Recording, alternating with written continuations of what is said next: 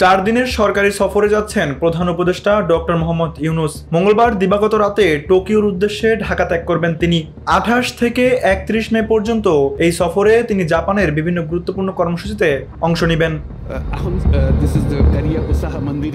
সফরের প্রথম দিন 28 মে দুপুরে টোকিও পৌঁছে বিকেলেই তিনি সাক্ষাৎ করবেন জাপান বাংলাদেশ পার্লামেন্টারি ফ্রেন্ডশিপ লীগের প্রেসিডেন্ট তারো আসোর সঙ্গে। পরদিন 29 মে তিনি টোকিওতে অনুষ্ঠেয় নিক্কেই ফোরামে অংশগ্রহণ করবেন, যেখানে তিনি আঞ্চলিক ও বৈশ্বিক অর্থনীতি নিয়ে বক্তৃতা দিবেন।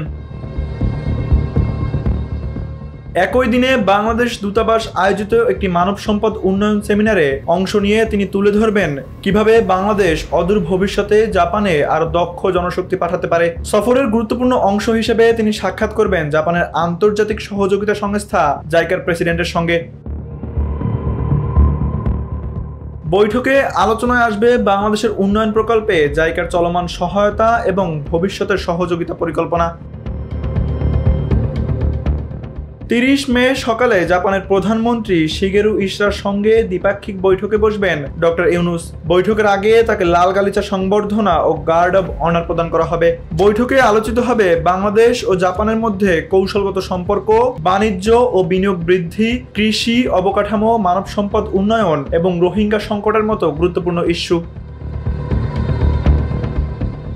এরপর তিনি সাক্ষাৎ করবেন জেট্রোর প্রেসিডেন্টের সঙ্গে, যেখানে আলোচনা হবে বাংলাদেশে জাপানি বিনিয়োগ এবং ব্যবসায়িক সম্ভাবনা নিয়ে। এদিনই তিনি অংশ নেবেন একটি গোল টেবিল বৈঠকে, যেখানে জাপানি বিনিয়োগকারীদের সামনে তুলে ধরা হবে বাংলাদেশের ব্যবসা বান্ধব পরিবেশ ও সম্ভাবনা। এরপর একটি বাংলাদেশ বিজনেস সেমিনারেও অংশ নেবেন তিনি। সফরের শেষ অংশে তিনি যাবেন জাপানের সোকা বিশ্ববিদ্যালয়ে, যেখানে তাকে দেওয়া হবে একটি সম্মানসূচক ডিগ্রি।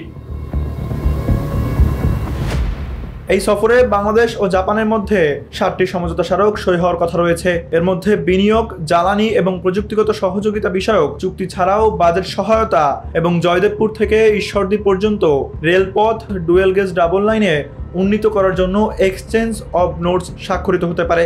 বাংলাদেশ জাপানের কাছে $1 বিলিয়ন বাজেট সহায়তা চাবে, যা সহজ শর্তে ঋণ আকারে চাওয়া হচ্ছে। তানভীর আহমেদ, এনপিবি নিউজ।